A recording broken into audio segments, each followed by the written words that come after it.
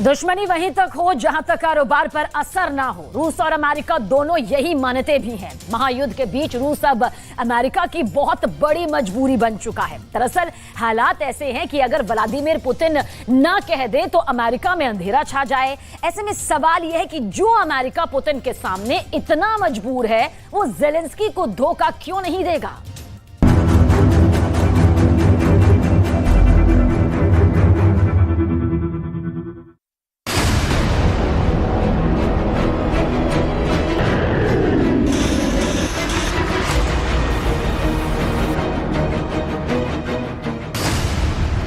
महायुद्ध की सबसे चौंकाने वाली रिपोर्ट।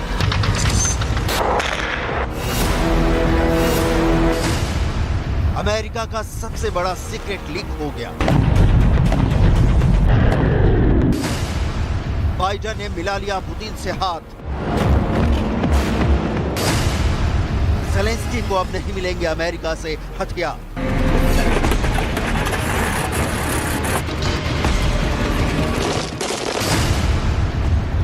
रूस यूक्रेन युद्ध का सबसे बड़ा ट्विस्ट।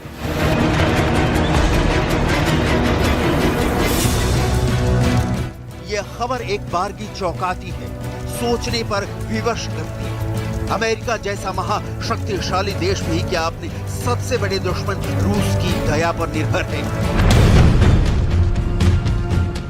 लेकिन सच तो यही है, एयर डिफेंस सिस्टम और टैंकों की खेप यूक्रेन पहुंचाने वाला अमेरिका परमाणु पावर में कितना विपन्न है, इसे डिटेल में समझने की बहुत जरूरत है।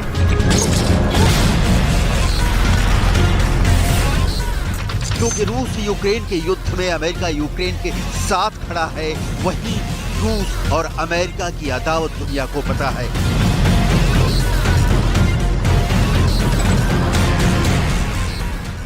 लेकिन अमेरिका और रूस के बीच यूरेनियम को लेकर सालों से चल रही सौदेबाजी हर किसी को हैरत में डाल देने वाली है। आज की तारीख में अमेरिका की आधे से अधिक पावर कंपनियों को चलाने के लिए रूस की परमाणु एजेंसी से अरबों डॉलर का ईंधन खरीदना पड़ रहा है। क्यों मजबूर है अमेरिका? क्यों झुका रहा है रूस को $1 अरब? क्यों रूस बंद कर दे यूरेनियम की सप्लाई तो बंद हो जाएंगी अमेरिका की पावर कंपनियां? रूस आखिर क्यों सप्लाई कर रहा है अपने दुश्मन देश को यूरेनियम?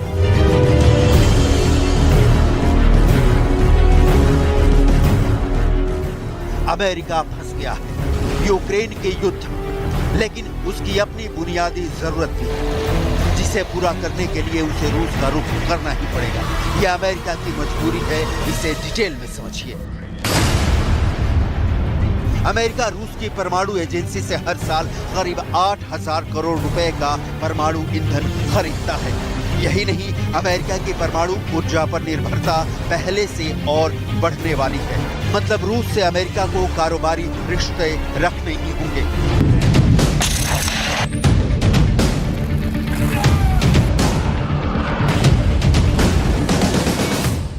सवाल है, ऐसे हालात क्यों पैदा हुए कि अमेरिका पावर के लिए पुतिन पर निर्भर करे? इसे विस्तार में समझना होगा, क्योंकि परमाणु ईंधन के बिना अमेरिका का चकाचौंध अंधेरे में गुम हो जाएगा। अमेरिका जिसकी ताकत के दम पर ही ज़ेलेंस्की युद्ध में अपनी जिद पर अब तक अड़े हैं।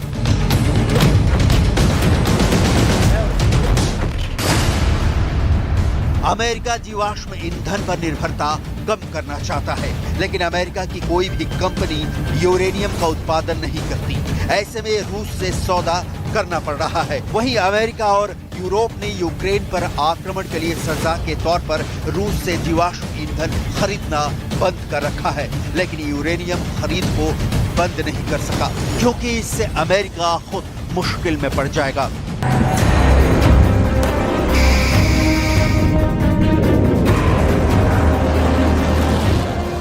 अमेरिका अपनी जरूरतों को पुतिन के सप्लाई ईंधन से पूरा कर रहा है, लेकिन याद कीजिए, ये वही अमेरिका है जो बार बार कहता है कि रूस के खिलाफ जितने आर्थिक प्रतिबंध लगा दिए जाएं उतना अच्छा।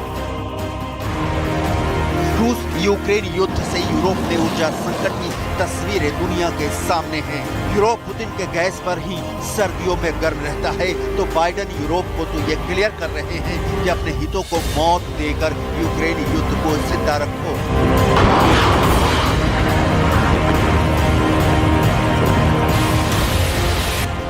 और दूसरी ओर बाइडेन चुपचाप रूस से परमाणु ईंधन का कारोबार कर रहे हैं, क्योंकि ये उनके हित में है।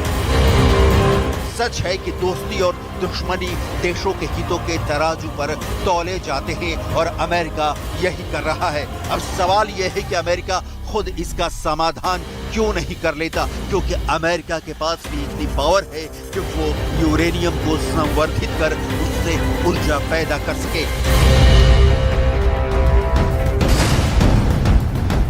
अमेरिका ने यूरेनियम का संवर्धन और उत्पादन पूरी तरह से बंद कर रखा है, बल्कि इस तरफ कभी गंभीरता से ध्यान ही नहीं दिया गया। एक्सपर्ट्स की राय में अमेरिका और यूरोप को यूरेनियम उत्पादन में आत्मनिर्भर होने में 1 साल का समय लग सकता है। खास बात ये कि अमेरिका और यूरोपीय देश ही नहीं, बल्कि दुनिया के करीब 1 दर्जन देश अपनी आधे से अधिक ऊर्जा कंपनियों के संचालन में यूरेनियम के लिए रूस पर निर्भर हैं। रूस की परमाणु एजेंसी यूक्रेन में ज़ैपोरिज़िया परमाणु संयंत्र की कमान भी संभालती है।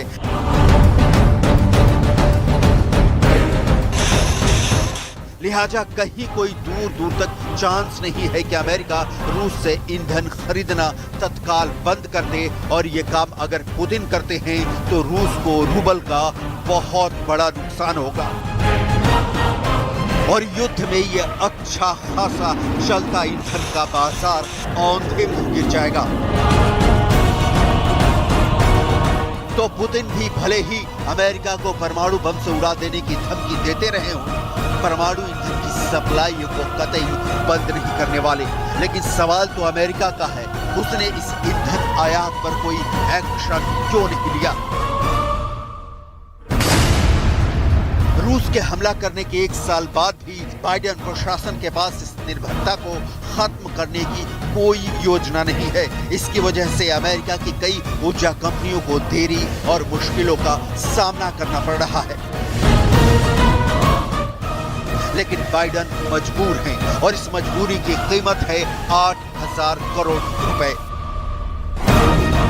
और ऊपर से आलम यह है कि ये पैसे पुतिन के खाते में जाने से बाइडेन भी नहीं रोक सकते। युद्ध के मैदान में पैट्रियट भी ध्वस्त होगा और हाइपरसोनिक मिसाइलों की दहाड़ भी ज़ेलेंस्की को नहीं डरा पाएंगे।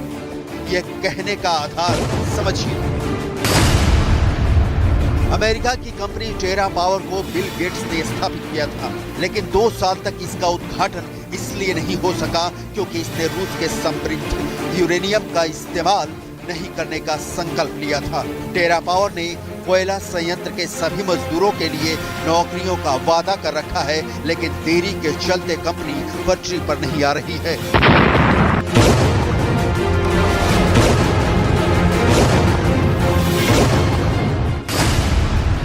शीत युद्ध के अंत तक अमेरिका और रूस के पास यूरेनियम संवर्धन क्षमता करीब करीब एक समान थी, लेकिन उत्पादन की लागत में भारी अंतर था। जिसके बाद साल 1993 में वाशिंगटन और मॉस्को ने एक समझौते पर हस्ताक्षर किया। इस समझौते को मेगाटन टू मेगाटन नाम दिया गया, जिसके तहत अमेरिका ने रूस के यूरेनियम की भारी भरकम खरीद की। मेगाटन टू मेगाटन समझौते के मुताबिक अमेरिका को सस्ता ईंधन मिला और मॉस्को को नकदी। अमेरिका में सालों तक यही कारोबार चला। अमेरिका के किसी भी सरकार ने यूरेनियम को लेकर आत्मनिर्भरता की कोई प्लानिंग नहीं की। इसका नतीजा ये हुआ कि अमेरिका रूस से ही परमाणु ईंधन खरीदता रहा। रूस ईंधन का खजाना है दुनिया के किसी भी देश के लिए। तेल, गैस, परमाणु ईंधन रूस प्राकृतिक संसाधनों से और इसे संवर्धित कर ऊर्जा में तब्दील करने की अपनी ताकत से संपन्न है, और अमेरिका अपनी तमाम जिम्मेदारियों के बावजूद परमाणु ईंधन के लिए रूस पर निर्भर है, जबकि उसके पास भी प्राकृतिक संसाधन भरपूर हैं। ताकत जुटाने की यही कला युद्ध के मैदान में भी प्रदर्शित हो रहा है। युद्ध और कारोबार साथ साथ चल रहा है।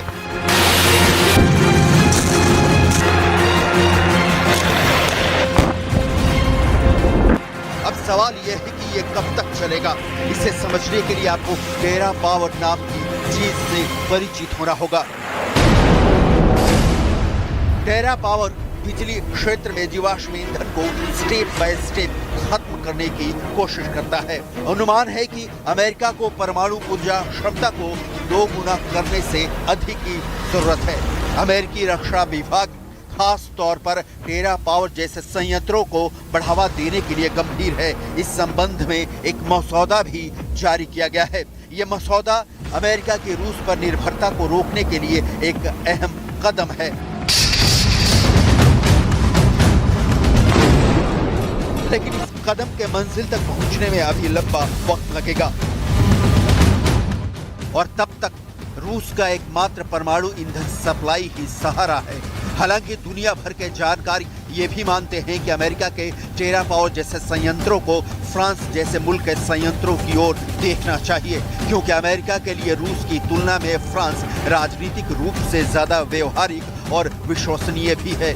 लेकिन बाइडेन का ध्यान इधर नहीं है, क्योंकि 8,000 करोड़ रुपए जो रूस को मिल रहे हैं उनसे कहीं ज्यादा जरूरी है अमेरिका को अहम की लड़ाई जीतना। वो यूक्रेन में लड़ रहा है।